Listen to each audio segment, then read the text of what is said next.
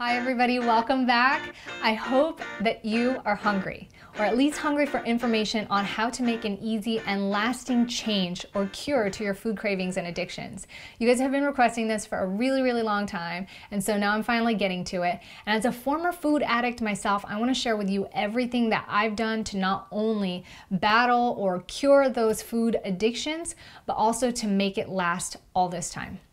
So in my personal experience, there are three areas that really cause food cravings. I'm sure there's a lot more, but three major ones. First one is high sugar, especially refined sugar. A high sugar diet is a really easy diet to get hooked onto. You guys probably understand the cycle of sugar levels that spike, insulin levels that are released, and then the sugars coming down and needing more sugars to relieve those insulins of their duties, so to speak. So sugar is super easy to get addicted to, but the next thing is high fat, greasy foods. Super easy to get addicted to. And lastly, salts and spices, which is a little less, especially with all the fat and sugar going around.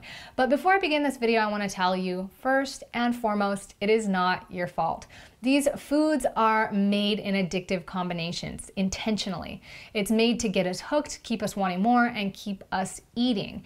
And so it's a very difficult thing to try to resolve. And if this is something that you've been trying to deal with for a very long time, I commend you for all the hard work and effort you put into it. And I hope that this video can help lead you on the road to not having to struggle with this anymore. So while we're talking about addictive combinations, the big one that you're gonna hear me say a lot here is sugars combined with fat.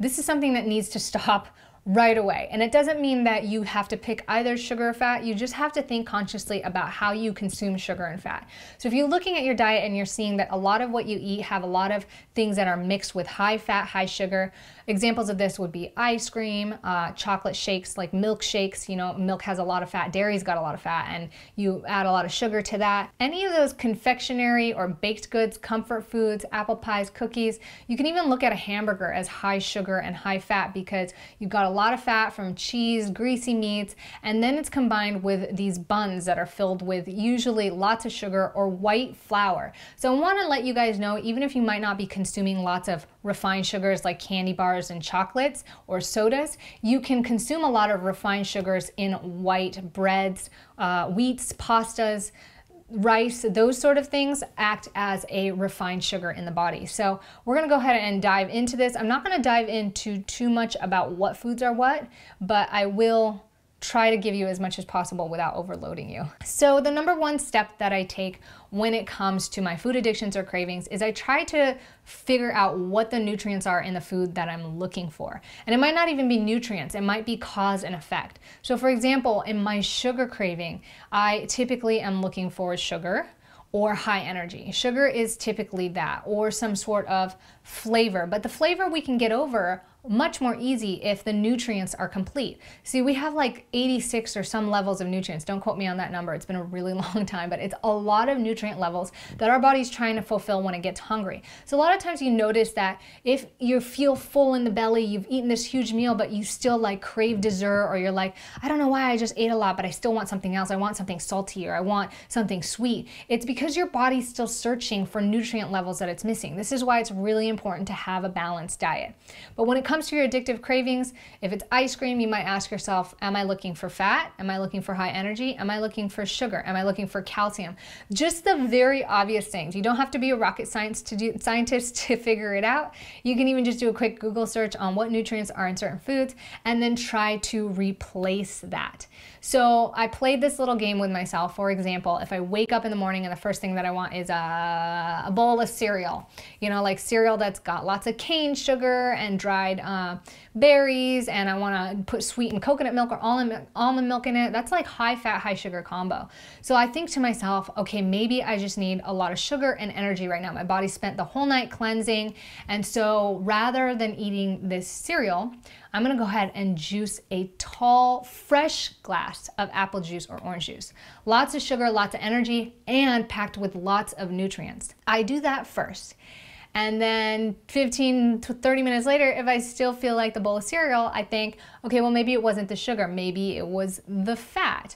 And then I go and replace that with another high fat energy meal, like maybe peanut butter with rolled oats. I don't know, I'm just making stuff up, but I typically don't want fat in the morning, which is why it's hard for me to think about this, but they might just be something like whole wheat pancakes, but instead of putting lots of sugar on them, you just put a little bit of earth balance butter or coconut oil on them. So you can look at stuff and try to find these different food combinations or different replacements, making a healthy compromise and trying to resolve the issue of what your body is craving before eating what it is that you exactly want. Another thing you can do is if you're looking for like Cinnamon Toast Crunch or Captain Crunch and you're like having cereal and milk, try to make a healthier option. You can tell yourself, after I've tried all these things like juicing or like these other healthier options, if I still want cereal mixed with milk, like a sweet milk, cereal with sweet milk,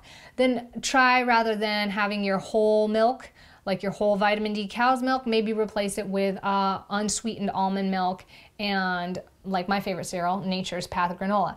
You know, something that is a healthier version of what it was that you were looking for in the first place. At the end of the day, I don't really believe in depriving yourself, because you need to be able to find that healthy line where you distinctly know, I don't want to do this again, or I don't have to do this again. If you can't find that line, you're always going to be craving whatever it is, and it's going to feel like you're suppressing it or like you're forced to keep it away, and it's just going to make it 10 times harder to stay away from whatever it is that you're trying to avoid. So when it comes down to it, when you've made all these compromises and it comes down to finding healthy alternatives and you still want that exact bowl of cereal and milk, give it to yourself.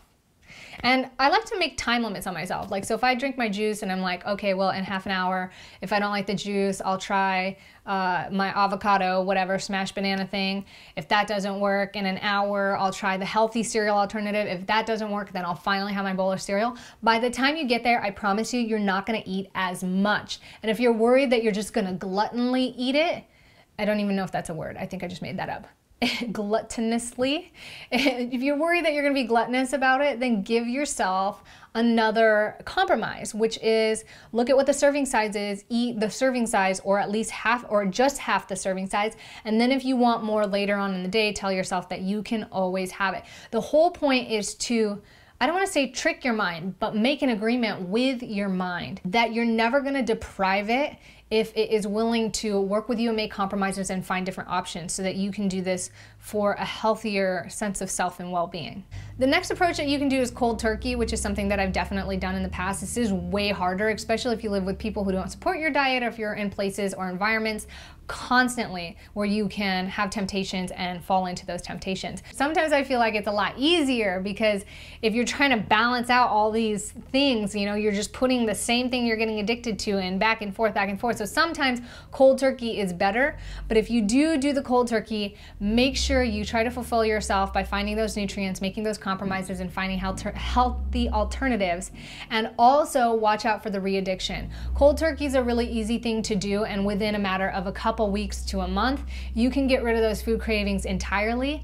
But the minute that you put something sweet in your mouth, and it doesn't even have to be like a cookie or ice cream, it could just be like a tall glass of fresh orange juice. I noticed in my past, it would get me hooked right away. And then the next morning, I'll crave another glass of orange juice. And then later that evening, I'll say, well, I've been doing really good, so I can have this vegan cupcake, or maybe this fruit leather, or this sweet bar of some sorts, or, you know, something. And it just continues to like slowly creep in. So again, if you're doing cold turkey, just watch out for that. If you do allow yourself to have an exception because you've been doing really good and cold turkey for a long time, make sure you have that exception and wait at least a week before you give yourself another exception. So all of this I want to talk about, it could be much easier done if you know the 5 foods that you need to avoid as far as hormonal levels and metabolism. This is something that we've been talking about. I took away 5 foods out of my life in order to have a healthier body, healthier sense of self, and also relieve myself from depression, reset my hormones, and boost my metabolism. Tell me you like this video by hitting the thumbs up, and also leave your questions and comments below. I'm going to be answering your comments live on Snapchat every single day. I'm going to read a few of the fresh comments that I know I'm not going to be able to get around to. So check that out and follow me on Snapchat. And with that being said, Thank you so very much. I'm going to see you guys in the next video. I hope you guys are getting so much out of this. It makes me really happy to be able to share this. Let me know your successes. Let me know your journeys. Let me know your struggles. I want to help you guys out the best that I possibly can. I will see you guys in the next video. Bye for now. But if you are good like me,